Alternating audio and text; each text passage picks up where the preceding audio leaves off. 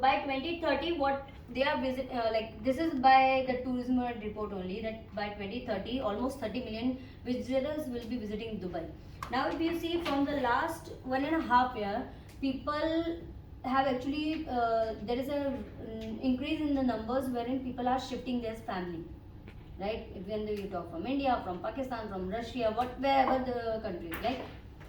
Now when we say the average occupancy is around 79.8%, and whenever a tourist comes, he or she stays at least for 4 days in Dubai, or a maximum of 5 days, right? So this is an average, and the average per night they spend is around 599 dirham.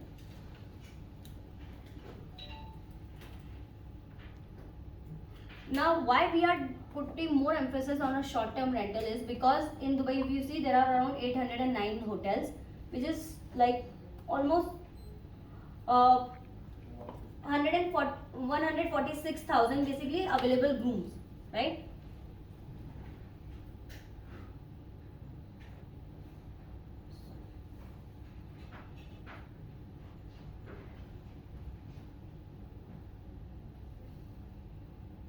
So this were your top location wherein the people have actually interested for a staying. There is no more downtown or marina because we all know the traffic. So as a tourist, anyone who is coming to Dubai, they will visit one day to downtown, one day to Dubai marina. But for staying, he will say no, I don't want to stay in a traffic. Even for us as well, like people who are staying in Dubai, they don't prefer those traffic locations wherein you have to take everyday hassle, right? So these are the locations which are very conveniently. Even why we have mentioned JVC because being in the center of Dubai, it's conveniently accepted by both, as a tourist also, as a end user who is a tenant, like a salaried person who is staying and working in Dubai, because he can travel anywhere around the Dubai within the time frame for around 20-25 minutes.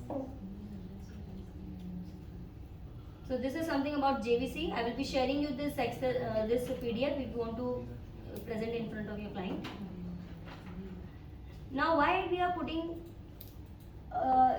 like more emphasis on a short-term rental is, first of all, in a hotel you get a check-in and check-out time.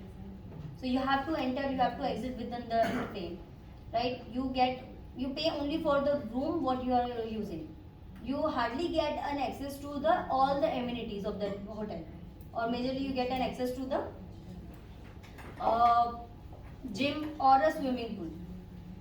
Consider if any hotel is having an infinity pool, you will experience that they will not give you the access to the pool.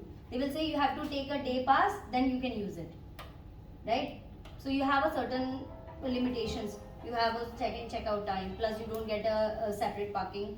Along with that, you cannot cook, you cannot do your laundries in the rooms, right? So what you will spend, if anyone is coming for 10 days or 15 days, so you end up changing one hotel to other, because you start getting bored from that one particular room and you start getting homesickness, right? Now we are talking about any people who are coming for 10-15 days or even for a one night, or you can say anyone who is a frequent visitor to Dubai, or they are taking connecting flights from Dubai, anyone who is a student, right? So they want something, okay fine, whenever I land to Dubai, I don't have to wait for the check-in and check-out time, or I can just enter to my apartment. I have owned it for 15 days, I have taken it for a month, I can just enter, right? So what you get, first of all, you get your own privacy. You don't have to wait for this any kind of valet parking or anything. So first of all, any tourist who is coming and has an international license, the first thing they do is hire a rent-a-car, right?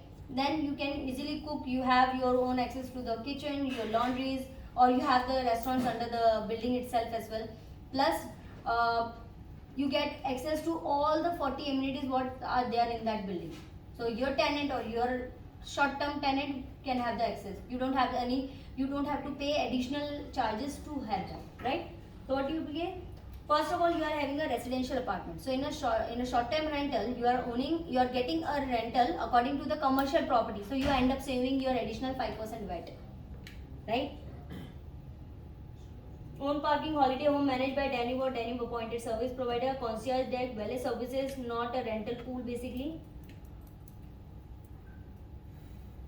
Now why your client will hire Danube or to you or any hotel so management company? First of all, you as an owner, as a single person, your access to the portals are very limited. Maybe you as an individual, you can have an access to 4 or 5 portals. Let's say just we are assuming Dubizzle Property Finder or Airbnb, holiday homes, this kind of the concept. But it's my main whole and soul business, so I will be, as I mentioned you, my traffic is coming from across the world, so I have to keep all the search engines with me, whichever in which all the countries it's been used.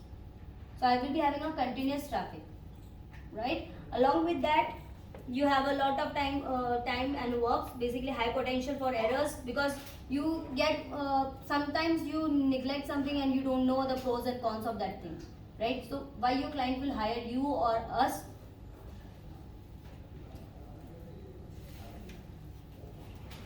Now just I'm making it very cut short. This is what we are offering. Minimum will be 6%, maximum it will be 10%, right? And that is net, right, after deducting everything. So this will be a contract for 3 years. It will be a renewable contract. You can renew, or if you don't want to renew, you have to inform us in the second year itself. So let's say it's a 1 year prior notice cancellation. So I will explain you all the terms and conditions what is there. So this is what is most important right now. I want to explain you guys. Now when we say ROI illustration, what we have done. So let's assume we are considering for a 1-bedroom apartment. Okay. Now the revenue what we have calculated is around 167,000 basically as an annual, and this is the gross we are talking about right now. Now let's assume an average occupancy of Dubai hotels is around 75 to 85%, because as I told you, we are not only dependent on the tourism months. It's a continuous flow. So on an average in Dubai, you can see 75% occupancy minimum, and just go through the portals or the hotels or a service like short-term rentals apartment which all there on the Airbnb. You'll find 1 bedroom is starting from 650 onwards, goes up to 1500 to 2000 also on the peak time during winters or during the tourism time. So we have taken a very minimum number, like a per day of around 610 for a 1 bedroom, right? So calculating as an occupancy, 600 into 23 days is what the 75% occupancy comes into 12. So around 167,000 what we are talking about as a gross. What are the expenses you will be paying? A service charge, your electricity, internet, etc. At the end you are not paying it, will be taking care of that. So that will be deducted. So let's assume around 36,000 as an yearly charge. Then obviously if I am going to manage your property, there will be a management fee as well, which is straight 20% of the revenue. So after deducting your maintenance or anything, this is what my fees will be. After that, this is the net income what we are talking about, around 97,280 for a 1 bedroom. What was your apartment price? Around 1,050,000. So you can see almost around 9 to 10% is the ROI what we are talking about. So this is by default client will get. Either market is going good, if we are getting it 10%, we will offer 10%. If we are getting 8%, we will offer 10%. And that transparency will be there, because we are not renting entire floor in one go. Because every client will not agree with this part. Someone is an end user, is buying a property for himself. Someone will rent it by themselves, right? So on an average, if on one floor there are 10 units, 12 units, I get 5, I get 4 units. So I will be renting out as an individual unit. So what all the rentals will be there, it will be shared with the clients as well. So that kind of a transparency will be there. So you will come to know, okay, fine, my average 400 per day charge what we are considering. Okay. So same, around 700 is your property price for a studio. 76 is your net income what you are earning. Roughly around 10%, you can say between 9 to 10%. Now when we are talking about the minimum 6%, why I have given you the minimum 6%? Because let's assume COVID things comes back again. You know, the first thing what get affected is your rental. People start moving out, your apartments are vacant. Even though if my apartment is vacant and I am getting a loss, let's say I am getting an ROI of 5%, that 1% will be actually covered from my pocket to you. I will be paying it to you. So that's the reason we are giving you minimum 6%. So your property price is, let's say, around 1.1 million. Minimum 66,000 is what you will be getting, the net. It is coming straight to your pocket, and maximum it will be 110,000. But the eye-catching point is, by the time your property is getting ready, you are paying only 65%, and I am giving you the ROI on the entire 100% property value. So if you calculate in that sense, your ROI will be getting more double, or you can say 25% will be higher,